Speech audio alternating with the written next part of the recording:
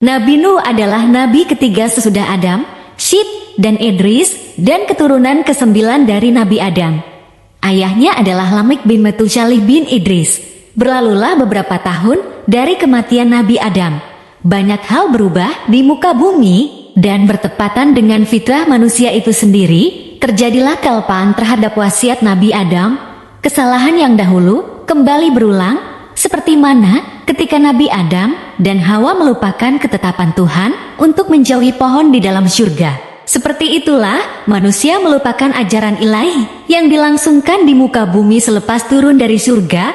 Sebelum lahirnya kaum Nabi Nuh, telah hidup 5 orang saleh dari datuk-datuk kaum Nabi Nuh. Mereka hidup selama beberapa zaman, kemudian mereka mati. Nama-nama mereka adalah Wad, Suwa, Yakhots, Yaok, dan Nasa. Dan mereka berkata, jangan sekali-kali kamu meninggalkan penyembahan Tuhan-Tuhan kamu, dan jangan pula sekali-kali kamu meninggalkan penyembahan Wadi, dan jangan pula Suwa, Yakhots, Yaok, dan Nasr. Surah Nuh ayat 23. Setelah kematian mereka, orang-orang membuat patung-patung dari mereka dalam rangka menghormati mereka dan sebagai peringatan terhadap mereka. Kemudian berlalulah waktu, lalu orang-orang yang memahat patung itu mati. Lalu datanglah anak-anak mereka, kemudian anak-anak itu mati, dan datanglah cucu-cucu mereka. Kemudian timbullah berbagai dongeng dan kurafat yang membelenggu akal manusia, di mana disebutkan bahwa patung-patung itu memiliki kekuatan khusus. Dalam situasi seperti ini, Allah SWT mengutus Nuh alaihi salam untuk membawa ajaran ilahi kepada kaumnya. Nabi Nuh adalah seorang hamba yang akalnya tidak terpengaruh oleh keadaan sekeliling yang menyembah selain Allah SWT. Allah SWT memilih hambanya Nuh dan mengutusnya di tengah-tengah kaumnya. Dakwah Nabi Nuh kepada kaumnya, dan sesungguhnya kami telah mengutus Nuh kepada kaumnya. Lalu ia berkata, hai kaumku, sembahlah oleh kamu Allah, karena sekali-kali tidak ada Tuhan bagimu selain Dia. Maka, mengapa kamu tidak bertakwa kepadanya? Surah Al-Mu'minun ayat 23. Nabi Nuh alaihi salam menjelaskan kepada kaumnya bahwa mustahil terdapat Tuhan selain Allah yang Maha Esa sebagai pencipta. Ia memberikan pengertian kepada mereka bahwa dunia telah lama menipu mereka dan telah tiba waktunya untuk menghentikan tipuan ini. Nuh menyampaikan kepada mereka bahwa Allah SWT telah memuliakan manusia. Dia telah menciptakan mereka, memberi mereka rezeki, dan menganugerahi akal dan tubuh yang sihat kepada mereka. Manusia mendengarkan dakwahnya dengan penuh minat.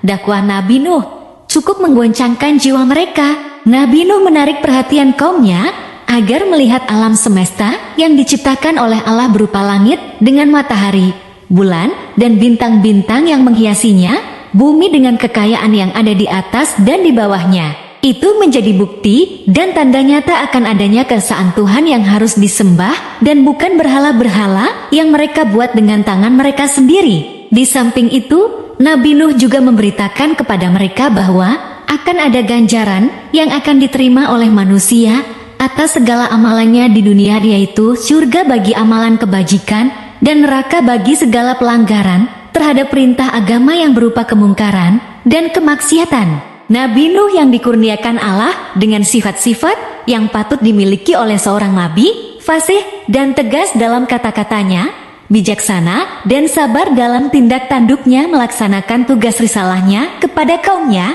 Akan tetapi walaupun Nabi Nuh telah berusaha sekuat tenaganya berdakwah kepada kaumnya, ternyata hanya sedikit sekali dari kaumnya yang dapat menerima dakwahnya dan mengikuti ajakannya, yang menurut sementara riwayat tidak melebihi bilangan 100 orang. Mereka pun terdiri dari orang-orang yang miskin berkedudukan sosial lemah, sedangkan orang yang kaya raya berkedudukan tinggi dan terpandang dalam masyarakat yang merupakan pembesar-pembesar dan penguasa-penguasa tetap membangkang. Tidak mempercayai Nabi Nuh, mengingkari dakwahnya, dan tidak merelakan melepas agamanya dan kepercayaan mereka terhadap berhala-berhala mereka. Bahkan mereka berusaha dengan mengadakan persekongkolan hendak melumpuhkan dan menggagalkan usaha dakwah Nabi Nuh. Mereka berkata kepada Nabi Nuh, bukankah engkau hanya seorang daripada kami dan tidak berbeda daripada kami sebagai manusia biasa? Jikalau betul Allah akan mengutuskan seorang rasul yang membawa perintahnya, niscaya ia akan mengutuskan seorang malaikat yang patut kami dengarkan kata-katanya,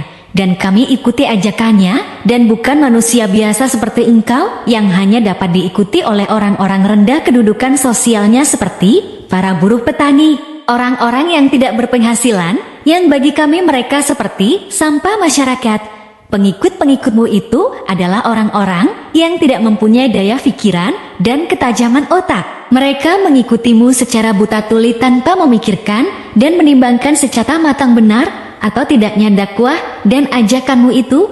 Coba agama yang engkau bawa dan ajaran-ajaran yang engkau sadurkan kepada kami itu betul-betul benar. Niscaya kamilah dulu yang akan mengikutimu dan bukannya orang-orang yang mengemis pengikut-pengikutmu itu. Kami sebagai pemuka-pemuka masyarakat yang pandai berpikir, memiliki kecerdasan otak dan pandangan yang luas dan yang dipandang masyarakat sebagai pemimpin-pemimpinnya. Tidaklah mudah kami menerima ajakanmu dan dakwahmu.